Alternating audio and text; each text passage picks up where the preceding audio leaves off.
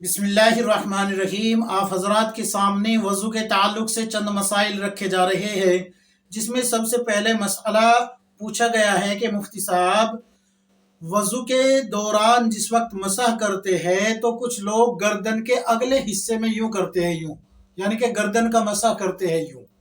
तो शरीयत का क्या हुक्म है इस बारे में? क्या शरीयत से ये साबित हुई है या नहीं? और कुछ लोग ऐसे करते हैं कि पानी हाथ में लेने के बाद, यानी हाथों को तर करने के बाद, फिर यूं चूमते हैं पानी को, उंगलियों को यूं चूम के आंखों पे लगाते हैं, फिर जो है मसा करते हैं। शरीयत का इस बारे में क्या हुक्म है? और तीसरा मसला ये कि कुछ लोग यूं उंगलियां उठाते हैं मसा करते वक्त यूं, तो इन उंगलियों को उठाने का क्या हुक्म है शरीयत में?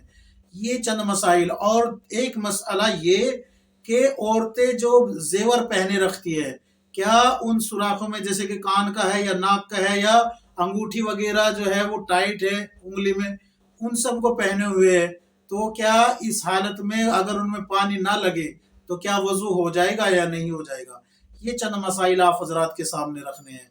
और ये भी कि चौथाई सर का मसा कहाँ तक होता है, कैसे होता है, ये चंद मसाइल है जो आप हजरात के सामने रख रहा हूँ। सबसे पहले याद रखिए कि औरत के जो आज़ा है जिनमें वो जेवर पहने हुए है और वो वजू में धोना फर्ज हो, तो फिर उनके अंदर पानी पहुंचाना भी फर्ज है। अगर एक बाल के बराबर भी सूखा रह जाए तो फिर आपका वजू नहीं होगा। फिर चाहे वो नाक के अंदर का सुराख है, यानी कि नाक का सुराख है जहां पर नोज पिन वगैरह पहना जाता है या लौंग पहनी जाती है, या फिर कानों की सुराख है जिसमें जो है बालियां वगैरह पहनी जाती है, या कोई अंगूठी है या कोई घड़ी वगैरह, जेवर वगैरह कुछ भी है, जब तक के आप उसको घुमा के पानी उसके नीचे तक नहीं पहुंचा लेती तब तक आपका वजू नहीं होगा। ये मसला आप खूब अच्छी तरह समझ लीजिए। अब आते हैं कि गर्दन के अगले हिस्से का मसा करना, यानी कि यूं पूरा मसा किया फिर आखिर में यूं करते हैं यूं, तो उसका क्या हुक्म है? तो शरीयत में इसको बिदआत कहा गया है।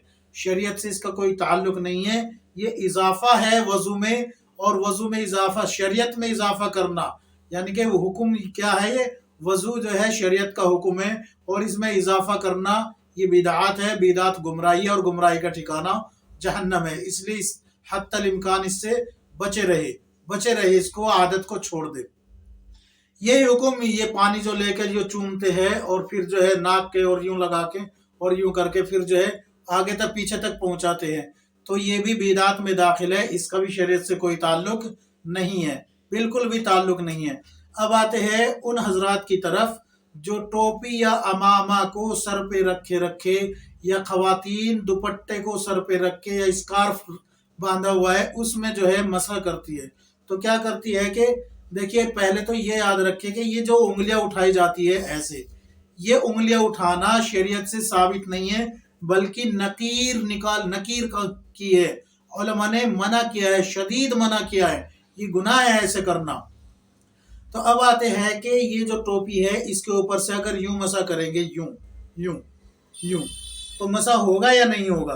तो याद रखें, जब आपने दो उंगलियों से टोपी पकड़ ली और ये अंगूठों से भी पकड़ ली, तो अब आपके पास बचा क्या? ये दो उंगलियां, और ये दो उंगलियों से मसा आपका होगा नहीं, क्योंकि हथेली भी देखिए इस तरीके से आपके बालों को नहीं लग रही। अगर आप जो है टोपी को बचाते हैं तो फिर हथेली नहीं लगती, और हथेली को लगाते हैं तो फिर टोपी नहीं बचती। तो इसी तरीके से यही हुक्म औरत के लिए भी है। औरत के लिए भी यही हुक्म है कि वो दुपट्टे के अंदर बाकायदा अपने हाथ पहुंचाए, और हाथ पहुंचा के तब जो है मसा करे। चौथाई सर के मसे का मसला ये है कि आप जो है चौथाई सर का मसा किस तरीके से करें। देखिए, चौथाई सर का मसा जो है ये फर्ज है, लेकिन सुन्नत जो तरीका है, मसनून जो तरीका है, वो पूरे सर का मसा है। और पूरे सर में भी ये याद रखे कि पेशानी के अगले बालों से लेके गुद्दी तक के बाल है, गुद्दी से नीचे जो बाल लटके हुए होते हैं उन पे मसा करना जरूरी नहीं है। और अगर खाली उन्हीं पे मसा कर लिया जाए तो आपका मसा होगा नहीं, बल्कि सर के बाल यहाँ से पेशानी से लेके गुद्दी तक के है, इनको इस तरीके से आप मसा करेंगे। पूरा जो है पूरा टोपी वगैरह उतार दिए, मर्द हजरात के लिए कह रहा हूँ, औरत स्कार्फ उतारे और दुपट्टा वगैरह का इस्तेमाल करे। तो अब यहाँ पर आपने पानी लिया, पानी लेने के बाद आप पूरा हाथ यूं यूं पेशानी से शुरू करेंगे और यूं यहाँ तक पहुंच जाएंगे गुद्दी तक। गुद्दी तक पहुंचने के बाद फिर यहाँ से यूं वापस आएंगे, यूं اس طریقے سے آپ نے یہ جو مسح کیا ہے یہ مسنون ہے، سر کا مسح۔ پھر آپ کانوں کے اندر یوں انگلیاں پہنچائیں گے اور اچھے سے ان کو صاف کریں گے تاکہ میل کچیل جو لگا ہوا ہے وہ ختم ہو جائے اور کانوں میں تری پہنچ جائے، سمجھ گئے؟ اسی طریقے سے یہ انگوٹھے جو ہے، ان انگوٹھوں کو یہاں سے یوں شروع کریں گے، یہ کانوں کی یہ جو ہے نا یہ ان کو لو بولتے ہیں، یہاں سے لے کے یوں شروع کریں گے اور یہاں تک یوں آ جائیں گے، یوں اس طریقے سے پورے کانوں کا مسح ہو جائے گا۔ گردن کا مسح مستحب ہے اور اس کو کرنے کا طریقہ بھی یہی ہے کہ آپ یہاں سے جیسے ہی یہاں سے فارغ ہوئے تو یہ ہاتھ دونوں یوں لے گئے، یوں اس طریقے سے۔ بعض لوگ گردن کے مسح کو کیا کہتے ہیں؟ بدعت۔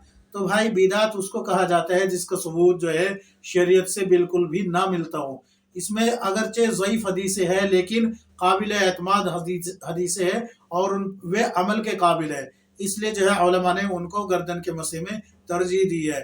یاد رکھے یہ تمام مسائل میں آپ حضرات کے سامنے جو رکھے ہیں، آپ کو حوالے پہلے بھی بتا چکا ہوں، پھر بتاتا ہوں۔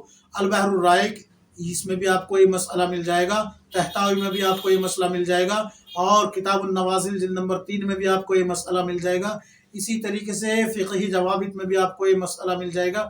بہت ساری کتابیں ہیں جیسے کہ فتاوی دارالعلوم دیوبند ہے، فتاوی محمودیہ ہے، فتاوی قاسمیہ ہے اور فتاوی عالمگیری ہے، اس طریقے سے تمام کتابوں میں آپ کو یہ مسائل مل جائیں گے۔ اللہ تبارک و تعالی ہم سب کو کتاب و سنت کے مطابق زندگی گزارنے کی توفیق عطا فرمائے، آمین یا رب العالمین۔